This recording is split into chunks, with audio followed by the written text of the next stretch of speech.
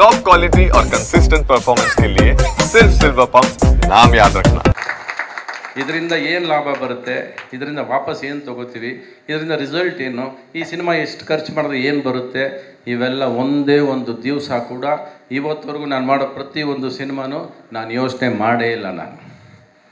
ನಾನು ಸಿನಿಮಾ ಮಾಡಬೇಕು, ಆ ಸಿನಿಮಾ ಈಗಿರಬೇಕು ಅಂದರೆ ಅದಕ್ಕೆ ಹಣ ಹಾಕ್ಕೊಂಡು ಹೋಗಿದ್ದೀನಿ, ಸಾಲ ಮಾಡ್ಕೊಂಡು ಹೋಗಿದ್ದೀನಿ, ಖರ್ಚು ಮಾಡ್ಕೊಂಡು ಹೋಗಿದ್ದೀನಿ.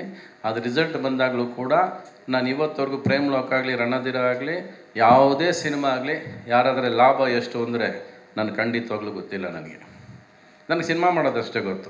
ಪರದೆ ಮೇಲೆ ನಾನು ಅಂದ್ಕೊಂಡ್ರೆ ಸಿನಿಮಾ ಬಂತ ಸಾಕು, ಅಷ್ಟೇ ಖುಷಿ ಕೊಟ್ಟಿದ್ದು. ಆ ಥರ ನನ್ನ ಇವರ ಜರ್ನಿ ಶುರು ಮಾಡಿದ್ದು ಸಾಧ್ಯನೇ ಇಲ್ಲ. ಒಂದು NS ರಾವ್ ಅನ್ನೋರು ಇವ್ರನ್ನ ಕರ್ಕೊಂಬಂದು ನಮ್ಮ ಜೊತೆ ಸೇರಿಸ್ತಾರೆ. ಒಂದು ಗಿಟಾರ್ ಇಟ್ಕೊಂಬರ್ತಾರೆ, ಆ ಗಿಟಾರ್ ನನ್ನ ಕೈ ಕೊಡ್ತಾರೆ, ಆ ಗಿಟಾರ್ ತಗೊಂಡು ನಾನು ಬಾರಿಸ್ಕೊಂಡು ಹೊರಟಿರೋದು. ಅದು ಇಷ್ಟು ದಿವಸ ಜರ್ನಿ ಟ್ರಾವೆಲ್ ಆಗಿದೆ. ಬಹುಶಃ ನನ್ನ ಅವರ ಸ್ನೇಹ ಕಲ್ಮಶ ಇಲ್ಲದ ಸ್ನೇಹ. ಅದು ನಾವ್ಯಾವತ್ತೂ ಇಬ್ಬರು ಹೆಗಲ ಮೇಲೆ ಕೈ ಹಾಕ್ಕೊಂಡಾಗಲಿ, ಇಲ್ಲ ಬಾರಲ್ಲಾಗಲಿ, ಇಲ್ಲ ಎಲ್ಲೋ ಕೂತ್ಕೊಂಡು ಹೋಗಿ ಅದು ಇದು ಏನೂ ಮಾಡಿಲ್ಲ. ನಾವು ಬರೀ ಸಿನಿಮಾ ಅಂತ ಯೋಚನೆ ಮಾಡಿದ್ವಿ. ಎಲ್ಲೋ ಕಾರ್ಡ್ಸ್ ಆಡ್ತಿರ್ಬೇಕಾದ್ರೆ ಕಂಪೋಸಿಂಗ್ ಅಂದರೆ ನೀವು ನುಗ್ಗಿರ್ತೀರಿ, ನೀವು ಅಕಸ್ಮಾತ್ ಅಲ್ಲಿ ಬಂದುಬಿಟ್ಟಿರ್ತೀರ.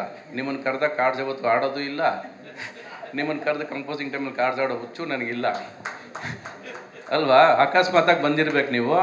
ನಾನು ನಿಮ್ಮನ್ನು ಕರೆಸಿ ಕಾರ್ಡ್ಸ್ ಆಡೋ ಅಷ್ಟು ಸಿನಿಮಾಗೆ ಮೋಸ ಮಾಡೋದಿಲ್ಲ. ನನಗೆ ಆ ಸಿನಿಮಾ ಅಷ್ಟು ಹುಚ್ಚು ಕಾರ್ಡ್ಸ್ ಇಲ್ಲವೇ ಇಲ್ಲ ನನಗೆ. ನೀವು ಪಾಪ ನೀವು ಹಿಂಗೆ ಹೇಳ್ಬಿಟ್ರಿ, ನನಗೆ ಎಲ್ಲ ಯಾವತ್ತಿದು ನಾನು ಯಾವಾಗ ಕಾರ್ಡ್ಸ್ ಆಡ್ಕೊಂಡು ಇವ್ರು ಕರೆದೆ ಅಂತ. ನಮ್ಮಿಬ್ಬರು ಕಂಪೋಸಿಂಗ್ ಇದ್ದಿದ್ದೆಲ್ಲ ಬೆಳಗಿನ ಜಾವ 4:15. ಮೋಸ್ಟ್ ಆಫ್ ದ ಟೈಮ್ ನೀವು ತುಂಬ ಬ್ಯುಸಿ ಆಗಿಬಿಟ್ಟಿದ್ರಿ, ನೀವು ಓವರ್ ಕ್ರೌಡೆಡ್ ಬ್ಯುಸಿ ಇದ್ರಿ ನೀವು. ಅದರಿಂದ ನೀವೆಲ್ಲ ಸಮಯ ಬಂದು ನಾನು ಕಾರ್ಡ್ಸ್ ಆಡೋ ಟೈಮಿಗೆ ನೀವು ನುಗ್ಗಿರ್ತೀರ ಅಲ್ಲಿ.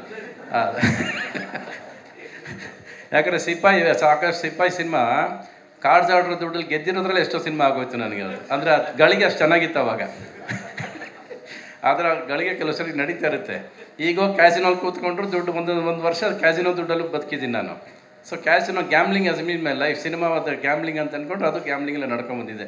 ಈಗ 2 ವರ್ಷ ಆಯಿತು ಗ್ಯಾಮ್ಲಿಂಗ್ ಆಡಿ. ನಾನು ಗ್ಯಾಮ್ಲಿಂಗ್ ಹೋಗೋದೇ ಇಲ್ಲ ಇವಾಗ. ಅಂದರೆ ಇವಾಗ ಸಿನಿಮಾ ಮಾಡಬೇಕಷ್ಟೇ, ಹುಚ್ಚಿರೋದು ಸಿನಿಮಾ ಮಾಡಬೇಕು. ನೀವು ಕೇಳಿದ್ರೆ ಏನಕ್ಕೆ ರಾಮಾಚಾರಿ ಮಾಡೋಕ್ಕಾಗಲ್ಲ, ಹಳ್ಳಿ ವೇಸ್ಟ್ ಮಾಡೋಕ್ಕಾಗಲಿಲ್ಲ ಅಂದರೆ, ಈಗ ಹುಡುಗಿನ ಹಿಡಿದ್ರೆ ಈ 63ರಲ್ಲಿ ಇವ್ನು ಹುಡುಗಿ ಇಟ್ಕೋಬೇಕಾ ಅಂತಾರೆ. ಇಟ್ಕೊಳ್ಳಿಲ್ಲ ಅಂದರೆ ನೀನು ಇಟ್ಕೊಳ್ಳಿದ್ರೆ ಯಾರು ಇಟ್ಕೋತಾರೆ ಅಂತಾರೆ. ಇದೊಂಥರ ಈ ಇಮೇಜ್ ಕನ್ಫ್ಯೂಷನ್ ಇದೆಯಲ್ಲ, ಈ ವಯಸ್ಸಲ್ಲಿ ಬೇಕಾ ಇವನಿಗೆ ಅಂತಾರೆ. ನನಗೆ ವಯಸ್ಸೇ ಆಗಿಲ್ಲ ಅಂತ ನಾನು ಅಂದ್ಕೊಂಡಿರೋದು. ಇವತ್ತು ಇವರೇ ವಯಸ್ಸು ಮಾಡ್ತಾರೆ, ಆಯಸ್ಸು ಮಾಡಿ. ನನಗೆ ಇವತ್ತುವರೆಗೂ ವಯಸ್ಸು ಆಗಿಲ್ಲ, ಆಯಸ್ಸು ಆಗಿಲ್ಲ. ನನಗೆ ಸಿನಿಮಾ ವಿಷಯ ಬಂದಾಗ ನನಗೆ ಯಾವತ್ತೂ ಆಗೇ ಇಲ್ಲ. ನಾನು ಇವತ್ತಿಗೂ ಸಿನಿಮಾ ಒಳಗೆ ನುಗ್ಗಿದಾಗ ಆ ಪ್ರೇಮ್ ಲೋಕದಲ್ಲಿ ಹೆಂಗೆ ನುಗ್ಗುತ್ತೆ ಹಂಗೆ ನುಗ್ತೀನಿ. ಇವತ್ತು ಹೀರೋಯಿನ್ ಬಂದರೆ ಕೈ ಹಿಡ್ದು ಹಿಂಗೆ ಅನ್ಕೊಂಡು ಹಿಂಗೆ ಇಟ್ಕೊಂಡ್ಬಿಡ್ತೀನಿ ನಾನು. ನನಗೆ 63 ಅಂತ ಅನ್ಸೋದೇ ಇಲ್ಲ ರೀ ನನಗೆ. ಎಲ್ಲ ಸೇರಿ ನೀವೇ 63 ಮಾಡೋಕ್ಕಿದ್ದೀರಾ. ನನಗೆ 36 ಆಗಿಲ್ಲ, ಆ್ಯಕ್ಚುಲಿ 24. ಇವತ್ತು ನನ್ನ ಜೊತೆ ಮಕ್ಕಳು ಒಂದು 25 ಜನ ಮಕ್ಕಳೇ ಆ್ಯಕ್ಟ್ ಮಾಡ್ತಿದ್ದಾರೆ. ಶೂಟಿಂಗ್ ಮುಗಿಸ್ಕೊಂಡು ನಡ್ಕೊಂಡು ಹೋಗ್ತಿದ್ರೆ ಅವರೆಲ್ಲ ಹಿಂದೆ ಇರ್ತಾರೆ, ನಾನು ಮುಂದಕ್ಕೆ ಹೋಗ್ತಾ ಇರ್ತೀನಿ. ಏನು ಸರ್ ಇಷ್ಟು ಫಾಸ್ಟಾಗಿ ನಡೀತೀರ ಅಂತ. ಅಯ್ಯೋ, ನಾನು ಅವತ್ತಿಂದ ಇದೇ ಸ್ಪೀಡಲ್ಲೇ ನಡೆಯೋದು, ನೀವುಗಳು ಸ್ಲೋ ಇದ್ದೀರಾ. ನಾನು ಮುಂದಕ್ಕೆ ಕೊಟ್ಟೋಗ್ತಾ ಇದ್ದೀನಿ ಪ್ರತಿ ಸಾರಿ. ಸೊ ಯಾವುದೇ ಸಿನಿಮಾ ಮಾಡಿದ್ರು ಸರಿ, ಏಕಾಂಗಿ ಮಾಡಿದ್ರು ಸರಿ, ಯಾವುದೋ ಒಂದು ಬೇರೆ ಹತ್ರ ಸಿನಿಮಾ ಮಾಡಬೇಕಂದ್ರೆ ಸರಿ, ಅದು ಸೋಲಾದಾಗ ನೀವು ತುಂಬ ಮುಂದೆ ಇದ್ದೀರಾ ಸರ್ ಅಂತಾರೆ. ಅಂದ್ಬಿಡ್ತಿರ್ಗ ನಾನು ವಾಪಸ್ ಹಿಂದೆ ಕೇಳ್ಕೊತಾರೆ. ಮತ್ತು ನಾನು ರೀಮೇಕೋ ಏನೋ ಒಂದು ಮಾಡಿಕೊಂಡು ಬದುಕಬೇಕಲ್ಲ, ಹೆಂಗೋ ಬದುಕಬೇಕು ಅನ್ನೋದು. First survival is the fittest. First ಬದುಕಬೇಕು. ಕನಸು ಕಟ್ಟಬೇಕಾದ್ರೆ ಕೆಲವು ಸರಿ ಸೋಲ್ತೀವಿ ನಾವು.